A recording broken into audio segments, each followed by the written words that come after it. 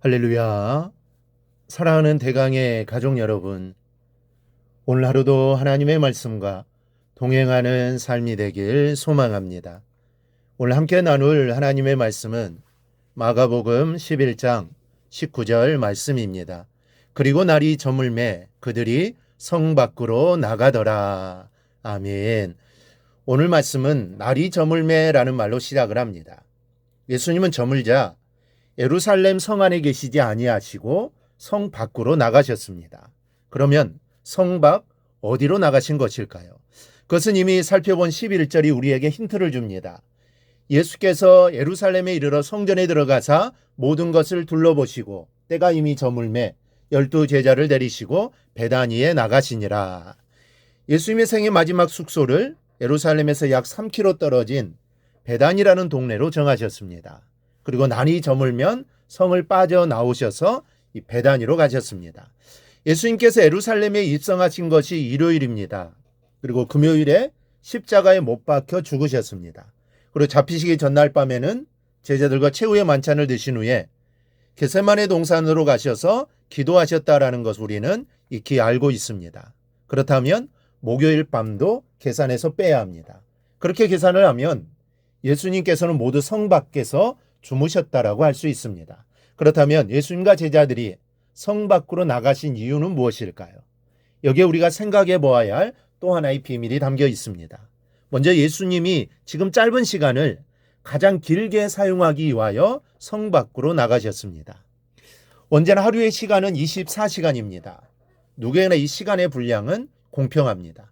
부자라고 하루 48시간의 시간을 쓸 수 있는 것이 아니고 이 바쁜 사람이라고 25시의 시간을 따로 가질 수 있는 것이 아니라는 말씀입니다.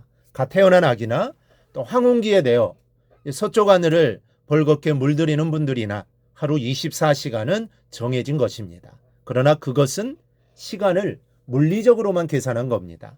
이 똑같은 24시간이지만 신혼의 달콤한 허니문을 즐기는 사람들과 사형수로 결정이 되어 형 집행을 기다리며 하루하루를 연명하는 사람과는 천지 차이입니다.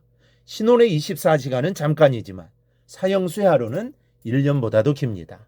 예수님은 일주일 안에 끝이 날 삶의 마지막을 알고 계셨습니다. 또 십자가의 죽음도 예견하고 계셨습니다. 우리는 그런 예수님의 심정을 이해할 수 있어야 합니다. 더구나 성전을 정결하게 하신 사건을 종교 지도자들이 들었을 때 그들은 분명히 예수님을 잡아 죽일 최선의 방법을 찾고 있었는데 이거야말로 그들에게 예수님에게 당신을 잡을 이유를 던져주신 겁니다. 그래서 예수님께서는 조금 더 시간을 갖기 위하여 예루살렘 성을 빠져나오신 겁니다. 또 하나는 처절한 죽음을 며칠이라도 멀리하고 싶으신 예수님의 마음을 표현하고 있는 겁니다. 여러분, 만약 예수님께서 베다니로 가시지 않고 그냥 예루살렘에 머무르려 하셨다면 예루살렘 성 안에서도 얼마든지 숙소를 정하실 수 있었습니다. 예루살렘으로 입성하실 때 그토록 환영받던 분이 머무실 곳 하나 찾지 못하시겠습니까? 그럼에도 예수님은 굳이 예루살렘 성 밖으로 나가서 쉬고 들어오십니다. 왜 그렇게 하셨을까요? 예수님도 사람입니다. 이 말은 예수님의 신성을 부인하는 것이 아닙니다. 예수님은 신성과 인성을 갖고 계신 분입니다. 그런데 이 두 가지는 완벽합니다. 부족하지 않습니다.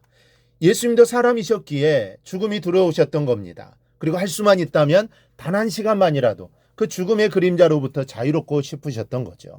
예루살렘은 당신의 죽음의 장소입니다. 그러니 얼마나 마음이 불편하셨겠습니까? 그래도 예루살렘 성 밖으로라도 나가면 조금 마음이 편하셨을 겁니다. 그런 예수님의 마음을 이해할 수 있어야 합니다. 그리고 우리가 이렇게 거저 정말 아무런 우리의 희생이나 수고도 없이 값없이 받은 이 구원을 소홀히 하지 말아야 합니다. 값없이 주신 주님의 구원 안에는 실은 우리가 겪어야 했던 두려움과 공포와 고민과 고뇌와 고통과 아픔이 고스란히 담겨져 있는 겁니다. 사랑하는 성도 여러분, 구원을 받은 것은 우리이지만 그 구원을 생각할 때 우리는 예수님의 마음으로 돌아가 구원을 생각할 수 있어야 합니다.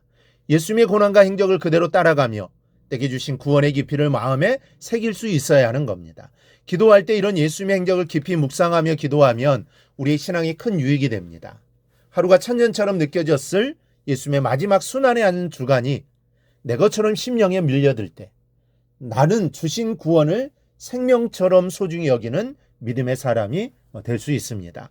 구원을 값없이 받았다고 그 구원을 값없이 없는 것으로 만들어버리는 값싼 신앙이 되어서는 절대로 안 됩니다. 내가 받은 구원은 공짜이지만 그 공짜 구원을 주시기 위해 주님은 값진 것을 희생하셨다라는 사실입니다. 오늘 하루는 예수님의 마지막 한 주간의 삶을 깊이 마음에 새기며 기도하는 그런 하루가 되기를 바랍니다. 죽음의 공포를 느끼시면서도 십자가의 길로 스스로 걸어 나가셨던 우리 주님의 그 깊은 사랑이 여러분의 중심을 적시는 귀한 하루가 되기를 주님의 이름으로 축원합니다. 그래야 주님의 은혜에 감사하며 주님의 뜻대로 살아가겠다고 다짐하는 복된 삶이 되기를 주님의 이름으로 축원합니다. 오늘 묵상한 말씀을 굳게 잡고 삶으로 실천하며 살아내는 대강의 모든 성도들이 되기를 축복합니다.